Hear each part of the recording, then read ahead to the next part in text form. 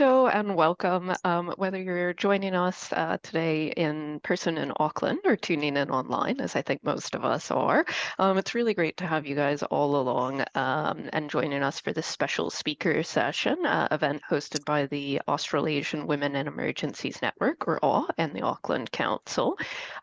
Really pleased to be bringing people together across the emergency management and resilience sector, both online and on the ground in Tamaki Makaurau, to connect, learn, and support one another in the work that we do. For those of you that I haven't yet met, my name is Amy Markello, and I proudly represent AWE as the chapter lead for New Zealand and as a committee member. I'll be kicking us off today and introducing our guest speaker, and it's really great to have you guys all along, and just want to thank you for taking the time to be here today. So before we go any further, I'm going to just open us with karakia. You're welcome to join in if you know and would like. Whakataka tehu ki te uru, whakataka tehu ki te tonga, kia mā kina kina ki uta, kia mā tara tara ki tai. E he aki ana te atakura, he tio, he huka, he ho hu, tihe moriora. So get ready for the westerly and be prepared for the southerly. It will be icy cold inland and icy cold on the shore. May the dawn rise red-lipped on the snow, on frost. I don't know about the weather in Auckland, but it's quite fitting for those of us a little bit further south. So a bit of housekeeping just before we continue. I wanted to invite everyone online to turn your cameras on where possible. It's really great to see smiling faces. Also, you're welcome to use the reactions, emojis, thumbs up, love heart, whatever, throughout this session to provide us with some immediate feedback. I'm sure it'll be really great for Rachel. Also, if you have any burning questions, you don't have to wait to ask them at the end. You're welcome to, type it into the chat, and we can either answer you in real time through the chat or try to address it during the kind of Q&A at the end. Also a note, this session is being recorded and will be made available online afterwards if you have to step away or if you have colleagues that signed up and couldn't make it. So we will send it out to those of you that registered online. But yeah, basically the plan for today is intro to AWE, some acknowledgements, and a handover to Rachel, followed by an open Q&A session to engage with her.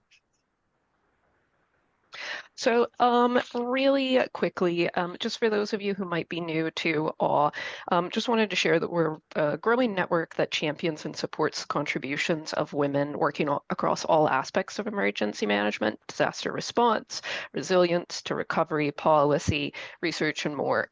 Membership is free and open to everyone, regardless of gender, and we acknowledge, value, and celebrate the rich diversity and intersectionality of our members. So AWE's aim is to build a connected, inclusive, and empowered community of women across Australasia, and today's event is one of the ways in which we're doing that.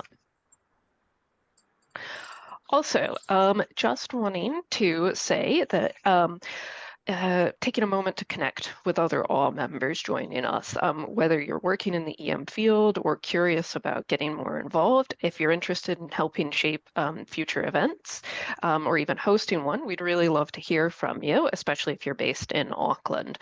So please feel free to pop your name and a quick note into the chat or to email us anytime at info@awenetwork.org.au. Just really especially keen to hear if there's energy for more meetups in Tamaki Makaurau, and we're always open to fresh ideas, partnerships, and people that want to take a more active role in the network.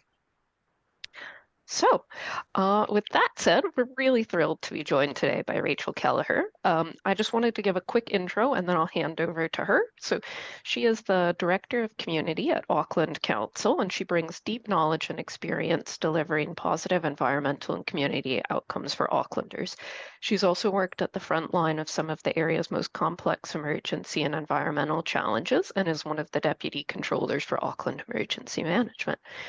So for those of you who aren't from Auckland, maybe joining us over from Australia or further afield, Rachel headed the media for the 2023 anniversary day floods and Cyclone Gabriel and was often seen on our screens. So the insights that she's going to share with us around leadership, emergency response, and being a woman at the front of a national response are particularly timely, and we're really looking forward to hearing more from her.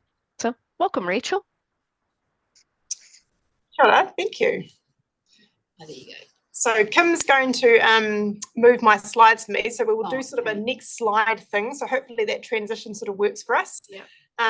But thank you for the introduction, Amy, and the opportunity to speak to this wonderful group this afternoon. It's lovely to have an audience or spend some time with other women that are involved in emergency management. And I'm just hoping that if you've got a thumbs down for the presentation or any of the content, that you might save that to the end. I'll probably be able to deal with it better then. All right, so kia ora koutou. So as Amy mentioned, I'm Rachel Kelleher. I'm the Director of Community for Auckland Council. So I look after Council's largest operational directorate. So about just over 3,500 kaimahi or staff working within my directorate. And we look after some of Council's busiest and most front-facing services. So things like parks and community facilities, our animal management, licensing and compliance, environmental services, all of the libraries throughout Tamaki Makaurau, community outreach and safety as well. So it's a big remit, but there's some really nice synergies between the work I do as a day job and the work I do in response. So I'm one of 9 rostered controllers in Auckland Council, and most of us hold either executive level or fairly senior level management leadership roles within the organisation. And what I'm really pleased to share is that amongst that cohort of 9, we're almost 50-50 male and female. So it's been lovely to see an expansion of women in those controller roles, you know, as we've been on a journey, I think, of strengthening our emergency response here in Tamaki.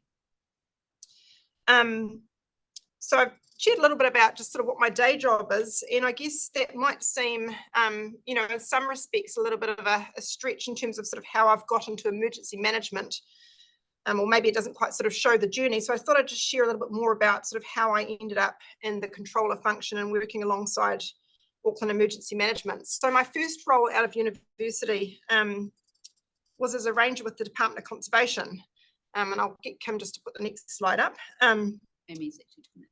Oh, Amy's got it. Yeah. Amy, next slide. Yeah, Thanks. Yeah. So I started as a ranger with the Department of Conservation. So that's sort of our national conservation organisation for anyone that's listening from Australia. And one of the responsibilities for the Department of Conservation at this time, they've changed a little bit over years, but at that stage, any fire, any rural fire within 1 kilometre of the Department of Conservation estate was the responsibility of DOC staff to put out or deal to. So as a ranger, it was one of my job requirements was to train up and be qualified as a rural firefighter. So very early on, that's kind of how I started my career in emergency response. It was very much frontline, on the end of a hose or on the end of a monsoon bucket, or probably more often on the end of a rake or a hoe, dealing with rural fires. And of course, to sort of get into that kind of frontline firefighting work, you do a lot of training around coordinated incident management systems. So the system that we use here to sort of guide the structure and function of our emergency responses. So over the years, starting with the firefighter, and I did just actually in that picture, you can sort of see one of the things, sort of the DOC overalls we used to wear when we were out doing different responses.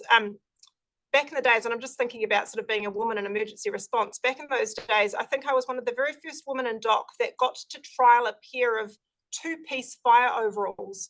So moving away from just the sort of the 1-piece overall to a 2-piece set. And that was really in recognition that some of these environments, which were very male dominated at that time, were also not environments where there was a lot of privacy or space, you know, if you needed to have a bathroom stop.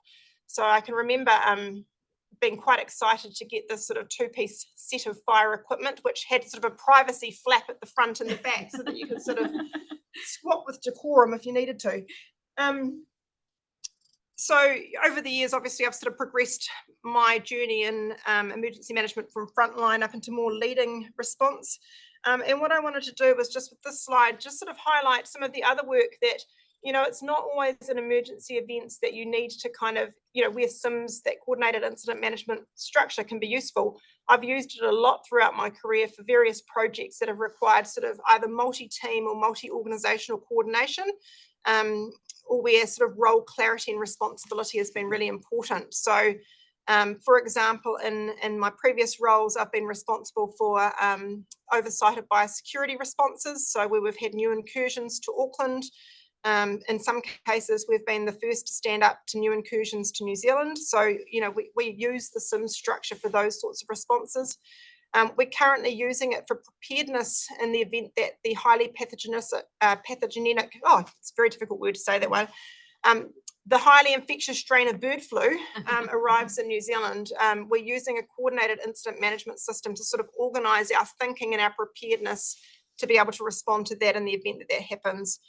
That bottom picture with the helicopter, that shows one of our large-scale aerial 1080 operations, which I've been responsible for sort of the operational leadership for on a number of occasions as well. So again, we use that structure quite often throughout our day work as well as in response events.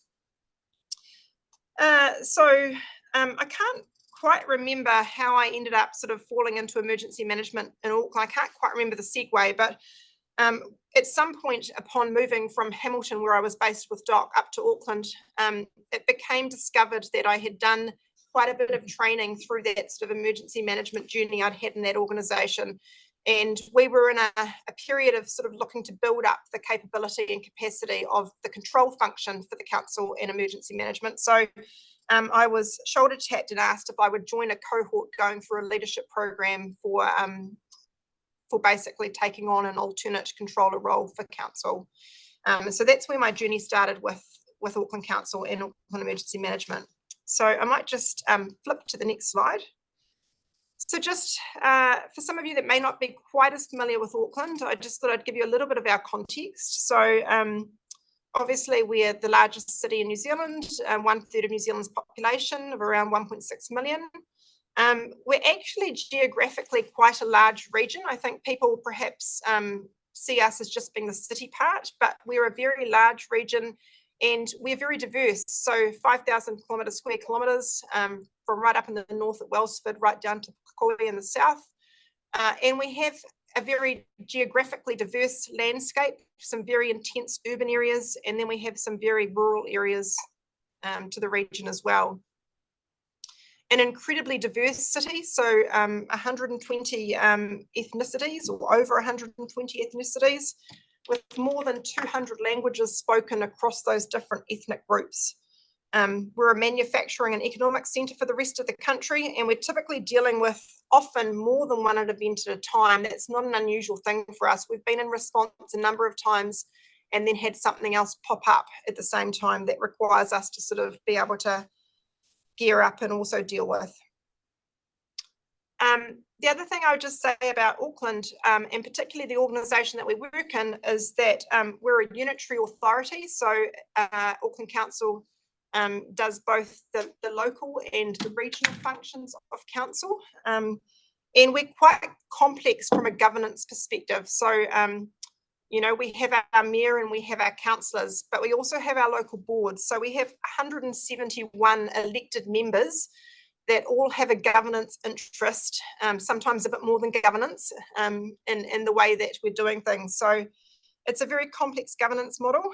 So I guess I'm just trying to sort of paint the picture of it being quite a challenging environment when we get into response. And a lot of that's really just about the scale, and it's scale both from population, from diversity, from geographic extent, to sort of that political landscape. Go to the next slide, thanks, Amy. So I just put this slide in there because I quite like this, because I think it sort of describes, I think, the role of emergency management function staff, the leads, the controller, probably any number of us working in events, but it's where uncomfortable officials meet in unaccustomed surroundings to play unfamiliar roles while making unpopular decisions based on inadequate information and insufficient time. So I don't know whether that sort of resonates with any of you, but I guess what that sort of shares is that often we're coming together. Some people will have had working relationships, they'll know each other quite well. But if we have a big event, we're often connecting with people that we've never met before. We're sort of thrown in together. We hope that the training and the prep work we've done will sort of carry us through, but it's often a very dynamic it can be sort of a chaotic and uncertain environment. So I do quite like this quote. I think it sort of sums up sort of the working environment quite well.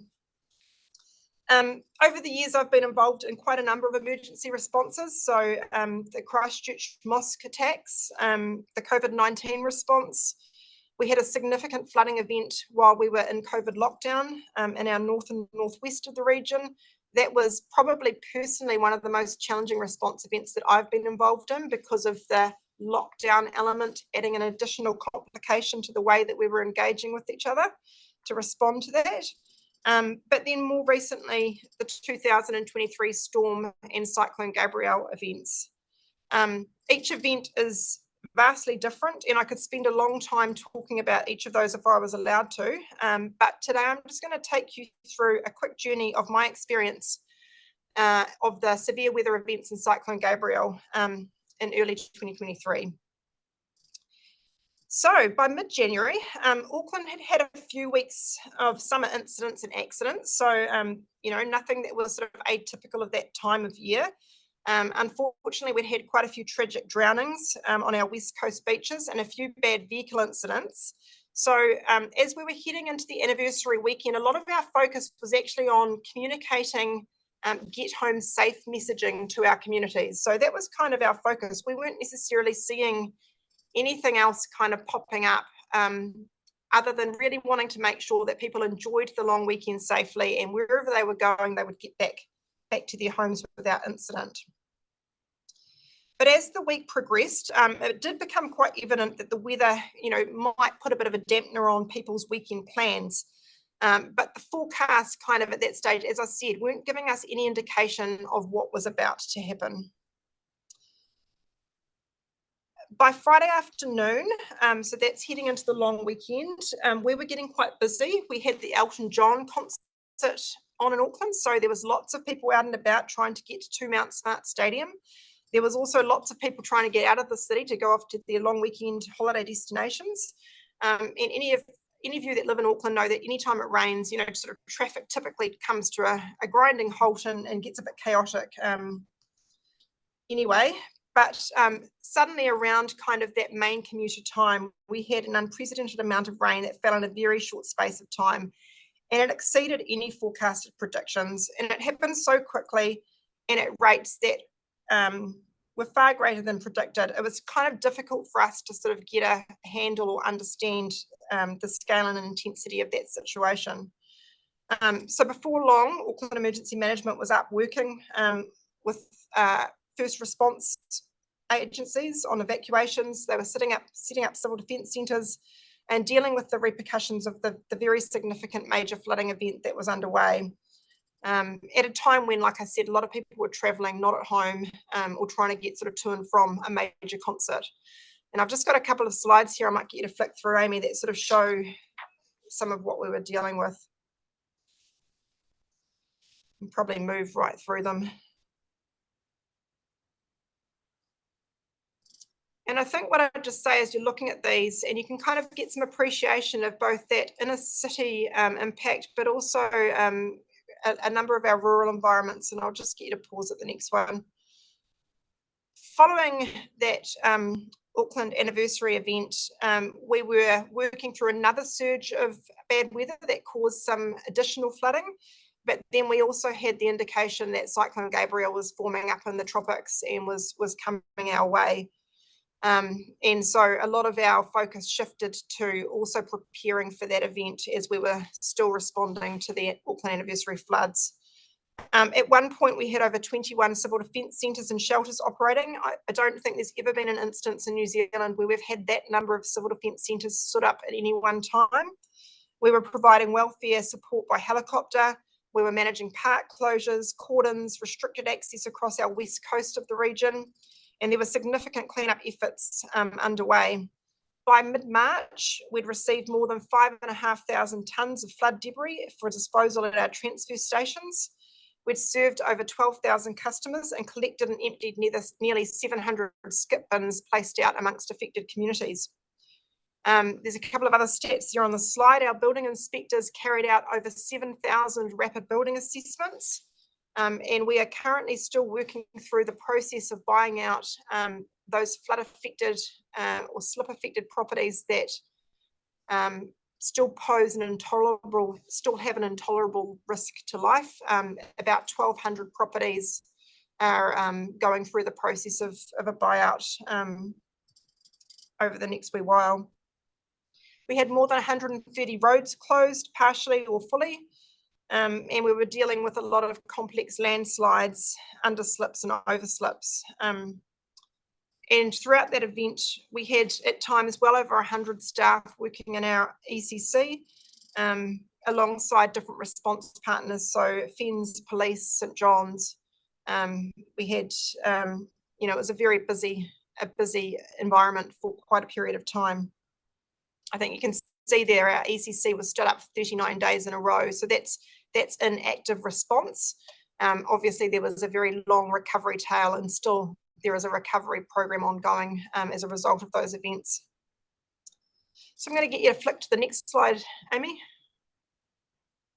So this shot here is just showing our coordination centre, one of the days that we're obviously in meetings, probably an IMT there, and you can just see, I just put that in just to show the different functions in operation, but also some of the partners that were working alongside us. You can see Defence, I think FENZ there, police, along with the different function leads working through that IMT. You can move to the next slide. So I'm just going to talk a little bit more about my involvement in this event. So I wasn't actually rostered on that weekend. So it was another controller that was on duty when the Auckland anniversary floods happened. But when events of scale like this happen, and I'm going to use a pun here, it literally is all hands to the pump.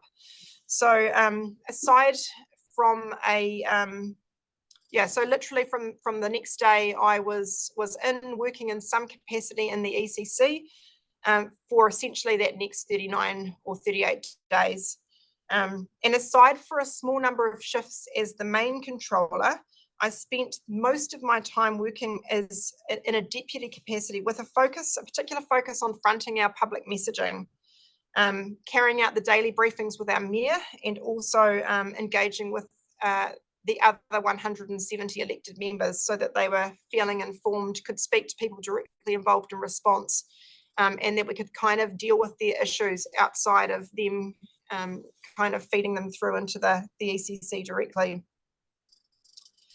And this was quite a purposeful decision. So, some of you in Auckland will have seen that there was a bit of criticism around how we very, very initially came out and communicated around this event. I think the things that I would say about that is just going back to my earlier comments, it wasn't predicted to be as severe as it was, and it did happen very, very quickly. The other thing is that the scale of it was essentially region-wide. So whilst we did see some areas particularly affected, there were impacts right across the entirety of the region. So we decided that we would put someone in essentially a deputy controller role, but with a very heavy media focus.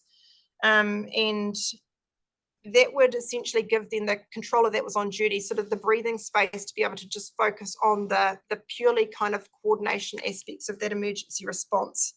So that wasn't something that we'd done before. So it was kind of a little bit like build the plane while you're flying it.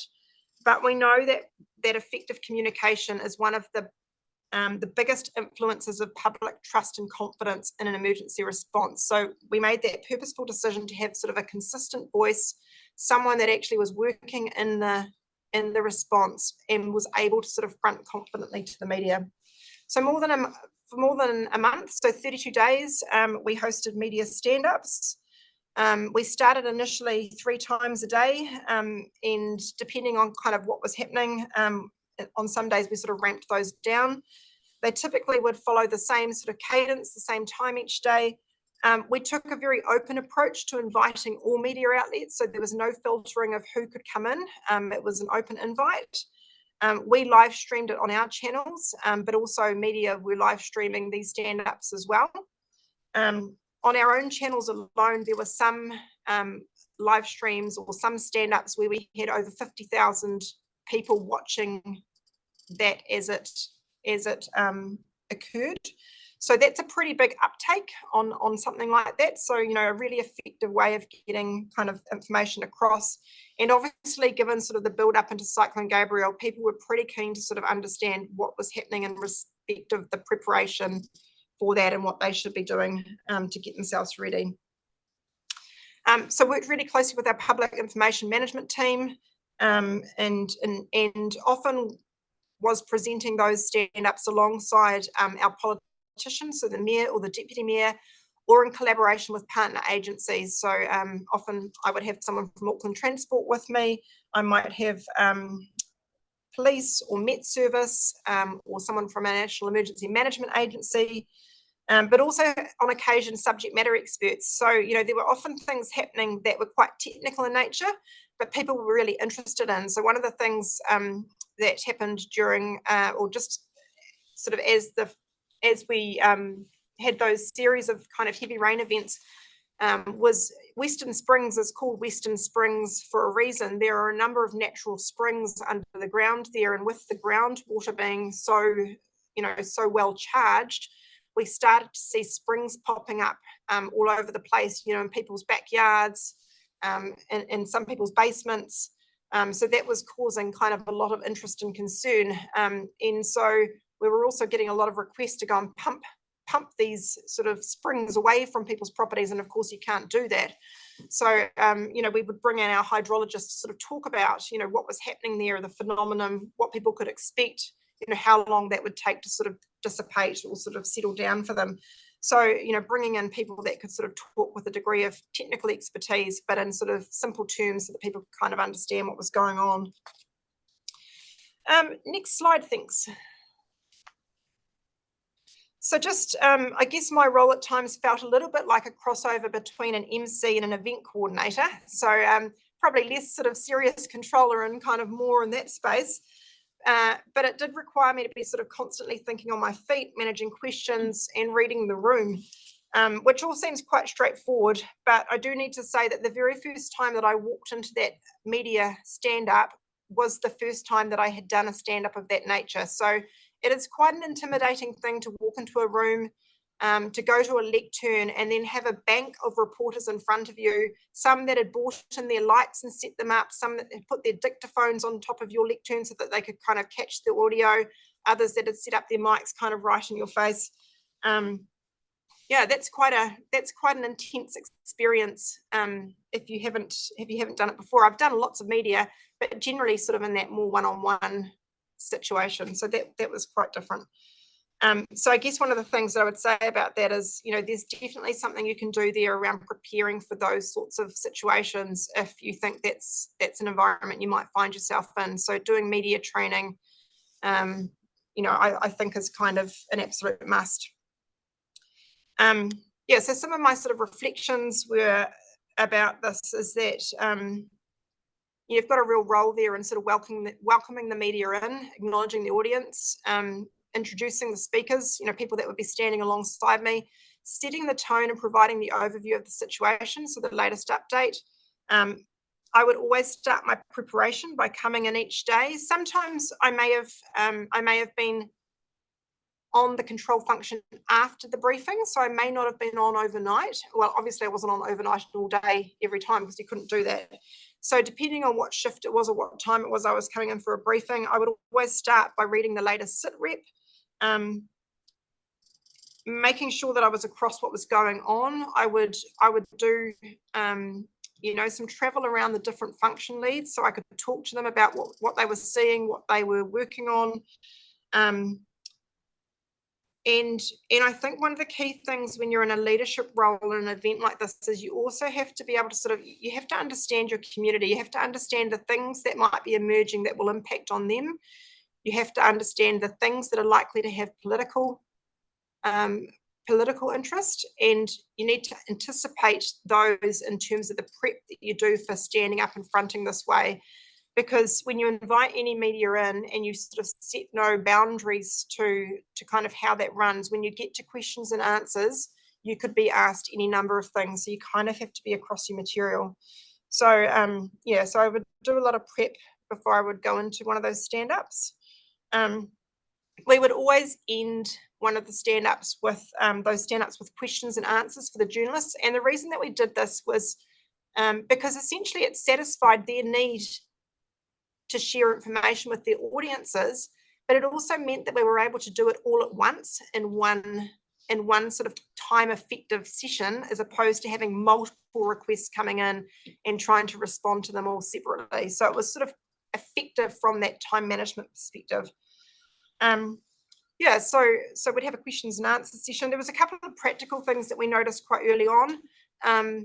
The audience were really interested. People listening to the media briefings were really interested in the questions that the journalists would ask, because often they might be asking something that was a bit pointy or topical to something happening. But they couldn't always hear the questions being asked because the journalists aren't in front of the microphone. So that was sort of a catch that we picked up on early. So I used to paraphrase all of the questions, and either I would respond to them or pass them on. That ability to sort of paraphrase or capture the question also meant that at times I could sort of slightly tweak the question or hand it to another speaker in a way that I knew that they would be able to understand what was being asked of them and to respond to it. Not all of our subject matter experts are comfortable in that kind of intense media environment. So there's a real role you can play in making it comfortable for other people, and just helping to sort of frame the questions and adjust them slightly so that they can understand. Or if I thought perhaps they were, going to walk themselves into perhaps these slightly more challenging territory, just giving them sort of some guardrails around that question just to help them and to make it kind of more comforting for them. I did get quite a bit of feedback actually from our SMEs afterwards and they all did an amazing job, but having someone stand beside them that's confident in managing the situation made them feel a lot more confident in actually being there. So that was interesting. All right, next slide. I just put this one in there because one of the really important things about hosting these kinds of media briefings or communicating with the public is making sure that you're doing that in a way that is accessible to as many of our audience as possible. So after each of our media briefings, we would always do a transcript, and those transcripts could be translated into different languages. We also had the New Zealand Sign Language service come in and stand with us for every briefing. There's some real practical things you need to be wary of when you're working with sign language interpreters. Ideally, they need a bit of a heads up of your script or what you're going to talk through, because not all of the words we use are easily signed, or they might need to take a little bit of time of thinking about how they might sign that particular word or phrasing. So giving them some advanced notice or sort of visibility of what you're going to talk about is really helpful. They generally need sort of a plain background so that you can kind of see clearly the signs, the signing that they're doing. So they need a bit of space. So there's just some practical things you need to think about too when you're sort of organising yourself for these sorts of things. All right, next slide. So this one here, so just, I did say that we kind of use the media briefings as a way of being really sort of time effective, but we also did have requests for interviews. And this last picture here is me doing an interview with Breakfast Television. So this was a live sort of feed, a live TV interview. And that was on the morning after Cyclone Gabrielle had done its worst damage to Auckland. And I guess just some personal reflections around that. So I had worked the day before. I'd come in the day before that had happened. I'd started, I think, on the floor at 7 in the morning. The start of that day had been a particularly difficult radio interview with Mike Hoskins, who had challenged me very strongly about whether we were overreacting to the potential severity of that event. So it had been a little bit of a testy conversation. And, this is the next morning where I'm doing the interview, sort of reflecting on, just the fact that it had been a significant event that had, resulted in loss of life and substantial damage to infrastructure and homes right across Auckland. So, some of the interactions that we have, whether it be kind of in that interview format, whether it be looking at, and I sort of don't suggest in the middle of a response kind of spending too much time looking at social media yourself personally. people can be pretty harsh through these events. So, you know, there's a lot of pressure when you're working in response. It can be quite a challenging environment. So I just thought the next couple of slides I would reflect a little bit on resilience. So jump to this. So if I think about kind of my leadership and the way that I carry myself through emergency events, I think there's a couple of things that are really important, and they start with a good foundation. And so I've got a couple of kind of headings here. So the first one's emotional regulation. So it's really important when you're in a control function, you know, or any other function, actually, if you're in a leadership role, or if you're working in response, that you've got the ability to stay calm under pressure. This is definitely not the environment for everybody. And I have seen some really well qualified, well-trained people, you know, not cope so well when they've actually got into the true environment of response. You have to be able to sort of manage your fear. You have to be able to manage frustration. And you have to be able to be compassionate even in the face of fatigue. So I think that's really important to sort of just be mindful of. Mental agility, that's the ability to sort of adapt to rapidly changing situations. You have to be able to make decisions with incomplete information. And you have to be able to stay focused amid quite a chaotic environment.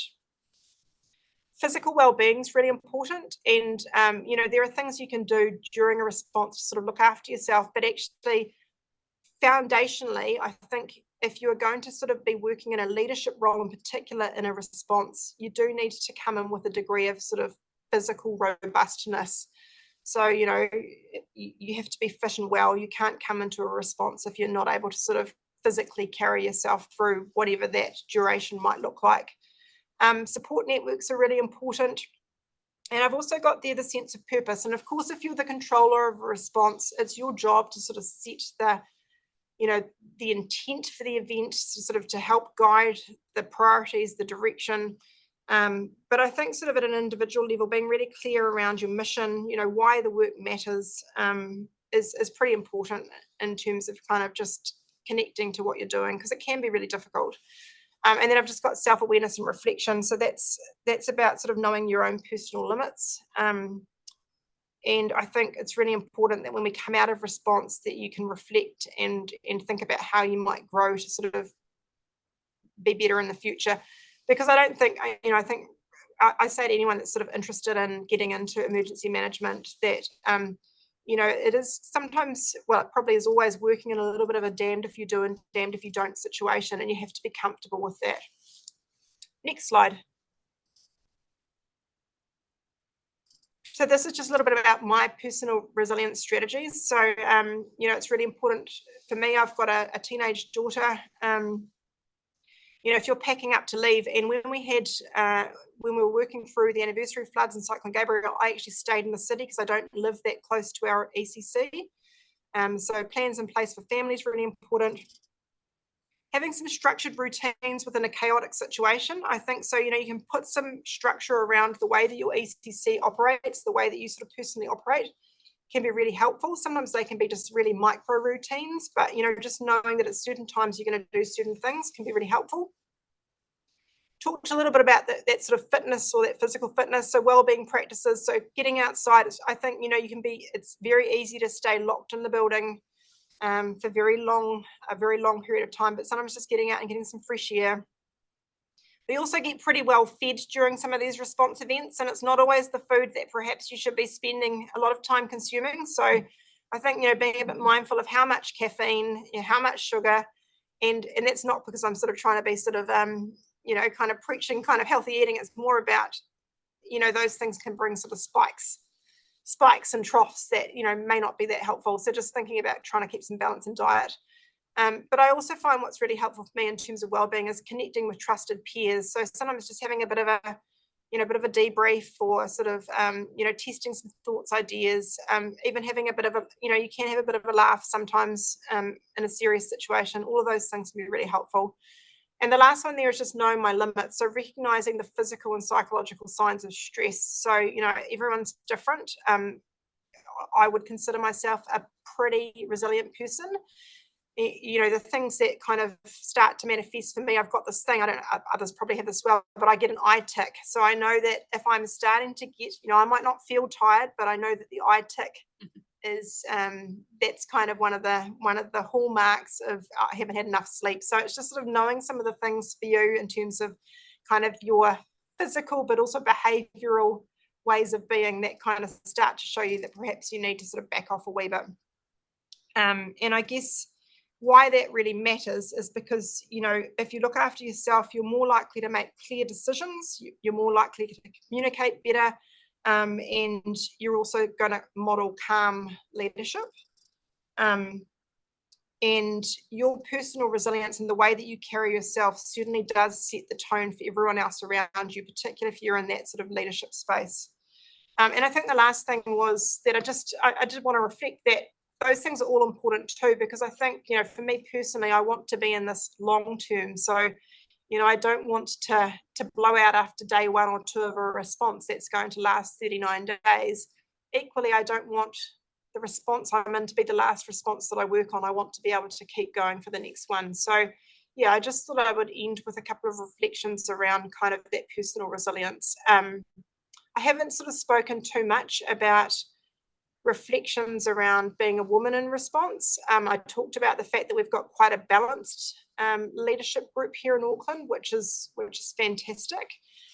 Certainly in my earlier career, I think we had perhaps, well, not perhaps, it was a lot more male dominated in the emergency response areas that I was involved in. And there was also quite a different approach to leadership.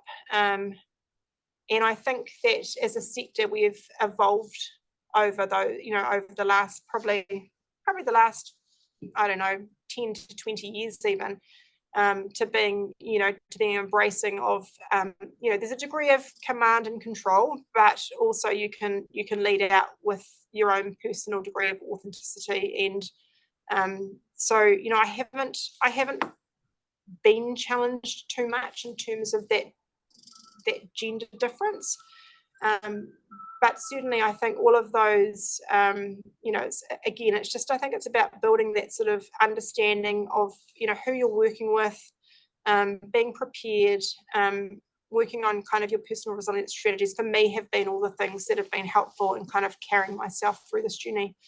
So that was kind of it from me.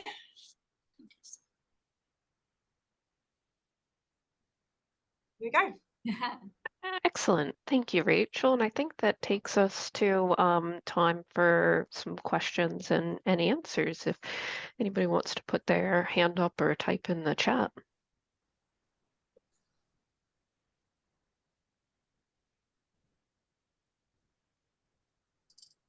Can you see the question in the chat there in the room, or do we need to read it out loud? I can. Yeah, if you can read it out loud, Amy, I can see it. Excellent. So from Tiffany, she's asked, for people who may not have experienced critical incident stress, what were some emotions or actions that were indicative of CIS for yourself personally that were not textbook emotions? For example, body-focused repetitive behaviors, anger, empathy, fatigue. Oh yeah, that's a really great question. I mean, I think the couple of things, yes. So I think the watch outs for me are both physical and behavioural. So, certainly I think, like I talked about sort of the eye ticks, that's one of the things that I can tell, for me is when I'm starting to get kind of past a point of being normally tired and may need to do something about it. I think behaviourally, the one that kind of, for me, I need to watch out, and I think this is probably common for many people where you start to kind of become more stressed than usual is being a bit more prone to being irritated more quickly than I usually would. So that's probably another one where that's another watch out is if I start to feel, and I typically don't get too irritated. I kind of I consider myself a reasonably sort of calm and kind of try and keep my zen. But if I start to feel people start to irritate me more than normal, that's another sort of indication of kind of watch out. But I think it's, I think I would encourage people to sort of reflect, even in their sort of day-to-day, it's good to sort of reflect on what your triggers are outside of response. You kind of don't want to, because that sort of there's a hyper intensity when you get into a response. You sort of see some of those things come out sooner. But if you can use kind of your normal work or your sort of even your out of work experience to kind of just think about what might be the things that you can see for yourself, perhaps play out when you're out of your comfort zone, or lacking in sleep, or feeling a bit stressed. I think it's a really good thing to do. Certainly, and what have I seen in others? I've seen others, again, probably where I've seen people where it hasn't kind of, where the environment hasn't been right for them, overly emotional, not able to sort of kind of focus on sort of logical, which then drives sort of less logical decision making. That sort of snappiness, sort of the interpersonal sort of relationships can get a bit sort of tetchy. Excellent. Thank you. Tiffany said, great answer. She's found similar and has been prone to snappiness, so thank you.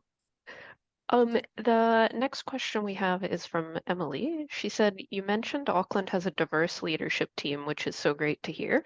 Despite this, was there any disadvantages or challenges you experienced during this response as a woman in charge? Not in this event. If I think earlier, I'd actually reflect that some of it actually is held by myself personally. If I think about times where, I can't think of a time where I've kind of felt like I've been treated poorly or are being disregarded because of gender, for example. I think sometimes I've felt, I've kind of put perhaps some of that thinking on myself, if that makes sense. Particularly when I've been around, if I think back in my earlier career, there was one particular incident I was working on alongside police. And in that particular example, I had a very, very strong, I was working alongside a senior leader in the police in that district at the time. They were being quite strong and forceful around, how they wanted things to play out. But I was in the control role, so it was my job to make those decisions. And so it can take a bit of courage and a bit of confidence to sort of hold the line in that situation. But I'm not sure whether that was actually a gender thing or just different personalities. So sometimes it's just thinking about what your role is, what you need to do, and then sort of just being kind of clear on that purpose and confident in your ability to sort of hold position. Excellent. Thank you. Any other questions either in the chat, or if anybody wants to raise their hand and ask out loud, you're more than welcome to ask yourself.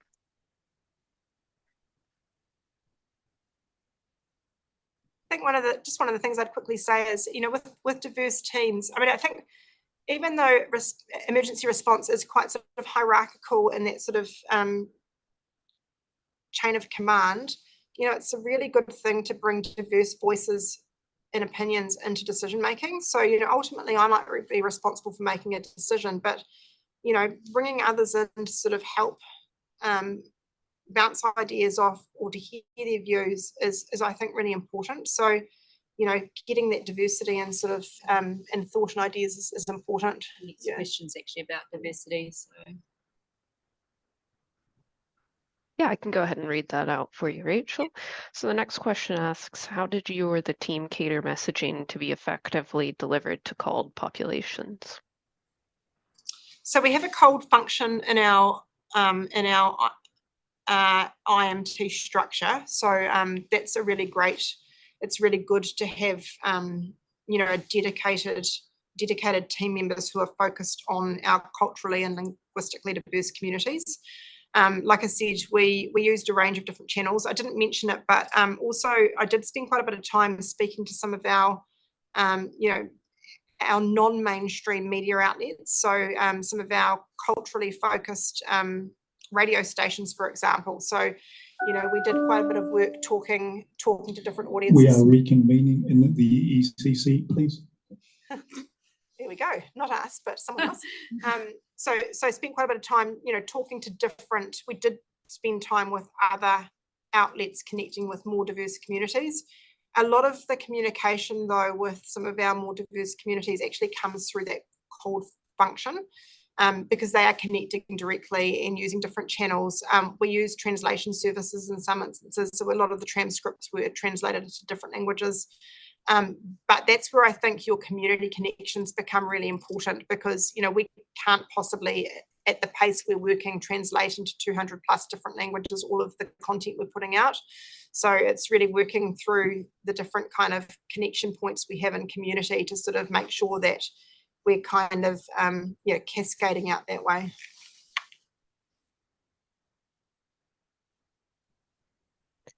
Excellent, thank you. And I think we probably have time for one more question if anybody has anything burning, and if you want to type it in because it hasn't been answered, I can always share it with Rachel after.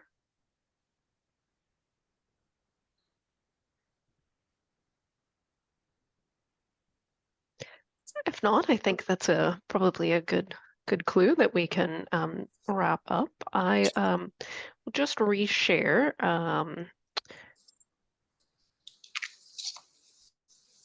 just for a quick moment.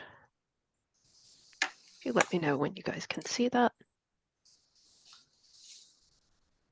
Yep. It's back on the screen. Excellent. So yeah, several thank yous in the chat and directly. So I'll just close this in karakia. So kia whakaria te tapu, kia wae te ai te ara. Kia tūriki whakataha ai, kia tūriki whakataha ai. Homie, huie, tākie. So restrictions are moved aside, so the pathway is cleared to return to everyday activities. And just a big ngāmihi nui to all of you who joined us either in Auckland in the room or online. Just a reminder, we're really keen to build strong local networks, especially in Auckland. And this event was a really good step in that direction. So to please just reach out to us if you wanted to be a part of anything that comes next. So thank you guys for joining. And thanks again, Rachel. Thanks for having me. Thank you. Thank you.